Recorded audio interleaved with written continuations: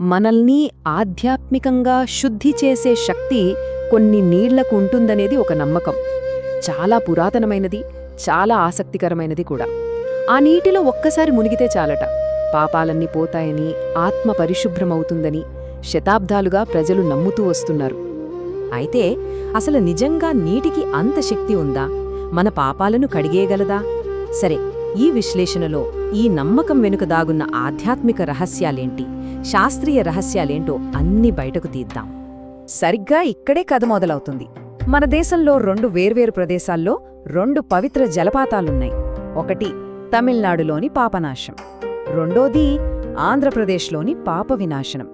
పేర్లలో చిన్న తేడా ఉందేమో గాని రెండింటి అర్థం మాత్రం ఒక్కటే: పాపాలను నాశనం చేయడం.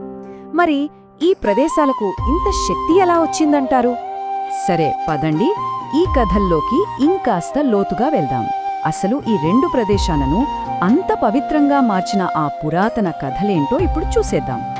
ఈ 2 చోట్ల వెనుక ఉన్న పురాణాలు చాలా చాలా ఆసక్తికరంగా ఉంటాయి. ఇప్పుడు చూడండి, తమిళనాడులోని పాపనాశం అంటారు. ఇది అగస్త్య మహర్షి ఇంద్రుడి కథలతో ముడిపడి ఉంది. ఒక కథ ప్రకారం శివపార్వతుల పెళ్లికి దేవతలంతా కైలాసానికి రావడం వల్ల భూమి ఒకవైపుకు ఒరిగిపోయిందట. అప్పుడు అగస్త్య మహర్షి ఇక్కడికి వచ్చి భూమిని మళ్లీ సరిచేశారట.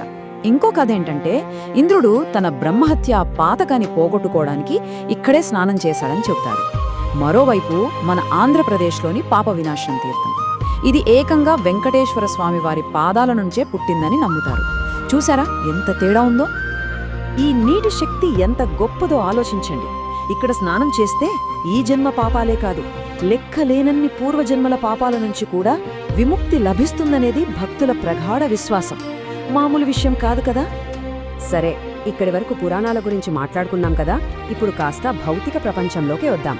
ఎందుకంటే ఈ ప్రదేశాలు కేవలం ఆధ్యాత్మిక కేంద్రాలు మాత్రమే కాదు, పర్యావరణపరంగా కూడా చాలా అంటే చాలా ముఖ్యమైనవి. చెప్పాలంటే ఇవి ఒక రకంగా సహజమైన ఔషధాలయాల్లాంటివి. ఇక్కడే ఒక ఆశ్చర్యకరమైన విషయం ఉంది. ఈ 2 జలపాతాలు పూర్తిగా వేర్వేరు పర్యావరణ వ్యవస్థలలో ఉన్నాయి. పాపనాశమేమో పశ్చిమ కనుమలలోని దట్టమైన వర్షారణ్యంలో, కలక్కా టైగర్ రిజర్వ్లో ఉంది. మరి పాప వినాశనం అది తూర్పు కనుమలలోని పొడి ఆకురాల్చే అడవిలో, అంటే మన శేషాచలం బయోస్పియర్ రిజర్వ్లో ఉంది. ఈ తేడానే వాటి నీటిలో ఉండే ప్రత్యేక గుణాలకు అస్సలు కారణం. భలే ఉంది కదా. ముఖ్యంగా పాపనాశం ప్రాంతానికి గొప్ప వృక్షశాస్త్ర చరిత్ర ఉంది.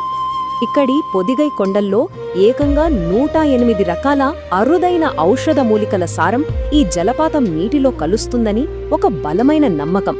ఇది ప్రసిద్ధ సిద్ధ వైద్య సంప్రదాయంతో కూడా ముడిపడి ఉంది. సరే, ఇక పాప వినాశనం వైపు వస్తే, ఇక్కడి శేషాచలం కొండల్లో దొరికే ఎర్రచందనం, మోగి, తెల్ల కరక్కాయ లాంటి ఎన్నో ప్రత్యేకమైన ఔషధ మొక్కలున్నాయి కదా. వాటి సారమే ఈ నీటికి అద్భుతమైన వైద్య గుణాలనిస్తోందని నమ్ముతారు. ఆ మొక్కల సారం నీటిలో కలవడం వల్లే దానికి రోగాలను నయం చేసే శక్తి వస్తుందంటారు. సరే, ఇప్పటిదాకా నమ్మకాల గురించి, అక్కడి మొక్కల గురించి చూశాం. ఇప్పుడు అసలు విషయానికొద్దాం. ఈ పురాతన నమ్మకాలకు, ఆ నీటిలో దొరికిన శాస్త్రీయ ఆధారాలకు మధ్య ఉన్న కనెక్షన్ ఏంటో చూద్దాం. ఇక్కడ ఒక చాలా చాలా ఆసక్తికరమైన క్లూ దాగి ఉంది. పాపనాశం దగ్గర ప్రవహించే నది పేరు తామిరభరణి. తమిళంలో తామిరం అంటే ఏంటో తెలుసా? రాగి. అంటే ఆ నది పేరులోనే ఒక పెద్ద సైన్స్ సీక్రెట్ దాగి ఉందన్నమాట. నమ్మలేకపోతున్నారు కదా? సైంటిఫిక్ రీసెర్చ్లో తామిరభరణి నది నీటిలో నిజంగానే కాపర్ అంటే రాగి నిక్షేపాలున్నాయని తేలింది. రాగికి సహజంగానే బ్యాక్టీరియాని చంపే గుణం ఉంటుందని మనకు తెలుసు. అంటే ఆ నది పేరు వెనుకున్న కథ కేవలం ఒక నమ్మకం కాదు, అదొక సైంటిఫిక్ ఫ్యాక్ట్. మరోవైపు పాప వినాశనంలో చూస్తే వర్షపు నీరు శేషాచలం అడవుల్లోని ఆ ఔషధ మొక్కల వేర్ల గుండా కిందకు జారుతుంది కదా. అలా జారేటప్పుడు ఆ మొక్కల్లో ఉండే ఔషధ గుణాలన్నిటినీ గ్రహిస్తుంది. అందుకే అక్కడి నీరు ఒక న్యాచురల్ హెర్బల్ కషాయంలా పనిచేస్తుందన్నమాట. సరే, ఇక ఇప్పుడు వర్తమానంలోకి వద్దాం.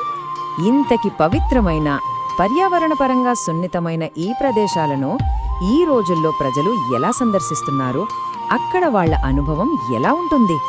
ఈ 2 ప్రదేశాలను విజిట్ చేసే ఎక్స్పీరియన్స్ ఒకదానికొకటి పూర్తిగా భిన్నంగా ఉంటుంది. పాపనాశనంలోని అగస్త్యార్ జలపాతం ఒక టైగర్ రిజర్వ్లో ప్రకృతి ఒడిలో ఉన్న సహజమైన జలపాతం. దీన్ని ఫారెస్ట్ డిపార్ట్మెంట్ కంట్రోల్ చేస్తుంది. కానీ పాప వినాశనం తీర్థం అలా కాదు. దీన్ని తిరుమల తిరుపతి దేవస్థానం అంటే టీటీడీ నిర్వహిస్తుంది. ఇక్కడ భక్తుల సౌకర్యం కోసం ప్రత్యేకంగా జలధారలను ఏర్పాటు చేశారు. సో తమిళనాడులోని అగస్త్యార్ జలపాతానికి వెళ్లాలంటే కొన్ని రూల్స్ ఫాలో అవ్వాలి. ఇది టైగర్ రిజర్వ్లో ఉంది కాబట్టి ప్లాస్టిక్ అస్సలు వాడకూడదు.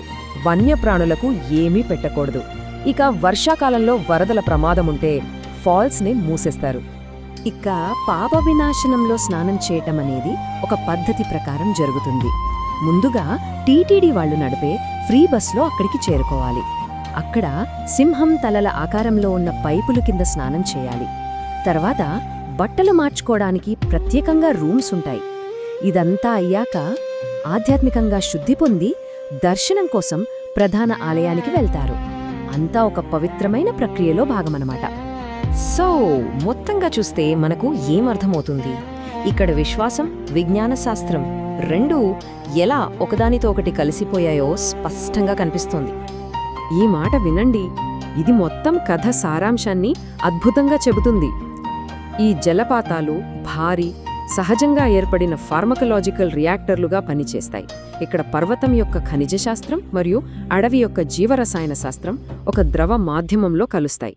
అంటే శతాబ్దాలుగా విశ్వాసం దేన్నైతే పూజిస్తోందో దాని వెనుక ఉన్న సైన్స్ను విజ్ఞానం ఇలా వివరిస్తోందన్నమాట. చివరగా మనం గుర్తుంచుకోవాల్సిన అతి ముఖ్యమైన విషయం ఒకటుంది. ఈ నీటి ఆధ్యాత్మిక శక్తి అనేది పూర్తిగా అక్కడ పర్యావరణ వ్యవస్థల ఆరోగ్యం మీదే ఆధారపడి ఉంది. అంటే ఆ అడవుల జీవవైవిధ్యాన్ని కాపాడటం అంటే వాటి ఆధ్యాత్మిక ఔషధ వారసత్వాన్ని కూడా మనం కాపాడుతున్నట్టే. సరే, ఈ విశ్లేషణను ఒక చిన్న ప్రశ్నతో ముగిద్దాం. మన చుట్టూ ఉన్న ప్రపంచంలో ఇలాంటి పవిత్ర నమ్మకాల వెనుక ఇంకెన్నింటికి సహజ విజ్ఞానంలో మూలాలు దాగి ఉన్నాయంటారో ఒక్కసారి ఆలోచించండి.